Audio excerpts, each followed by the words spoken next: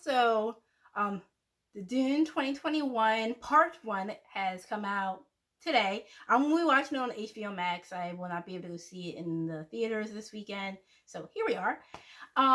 If you are interested in seeing my review of the 1984 version, I will link that somewhere at the top. And if you're watching this on IG, it's probably just the previous video. And already just looking at the posters and re-looking at the trailers today, I can connect who the characters are back to that the other version, and it's just making me more excited because of the diversity. And yes, so we're gonna get into this.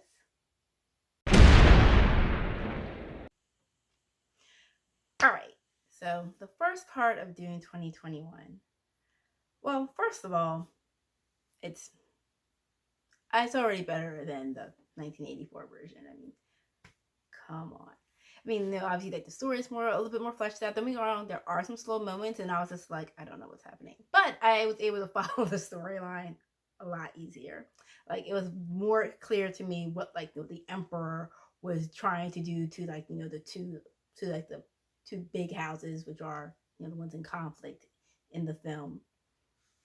I'm oh, there is some weird whisper speak happening, but it's not that whole yeah, inner monologue voice.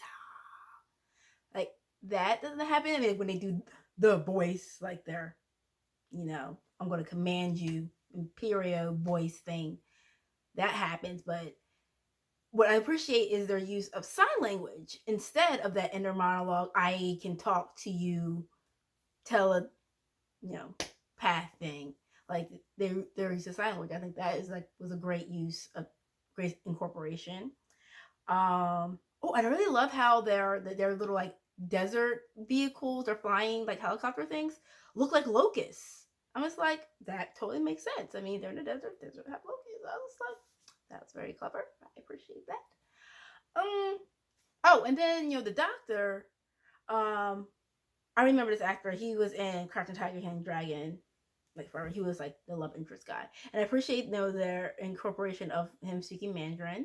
I really do like a lot of the diversity that's happening, and how there's some bagpipe playing. And I was just like, and I'm just like, is this like America? But nah, because everybody's speaking in an American accent, and then like when they're going to other I was just hoping that when they got to do the place, then maybe they would have yes, they have their own language, but I was hoping maybe they may need some different accents because everybody's just speaking an American accent, but then there's bagpipes.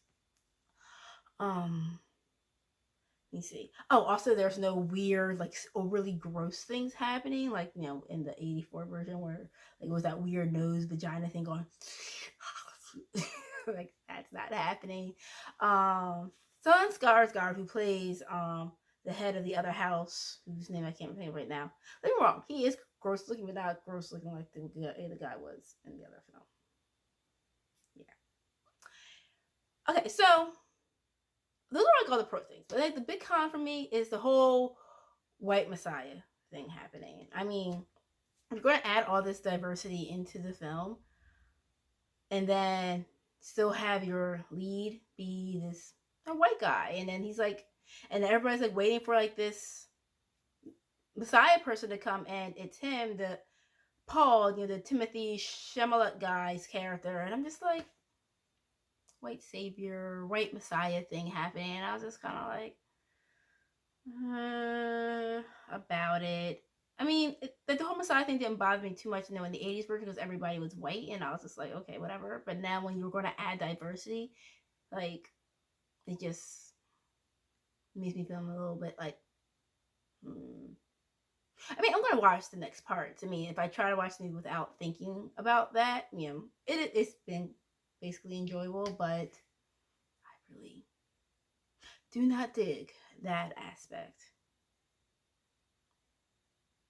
So yes, if you've been able to see it, and it was on HBOmax, or if you've seen it in the theaters, awesome. We should talk about this, and see you later.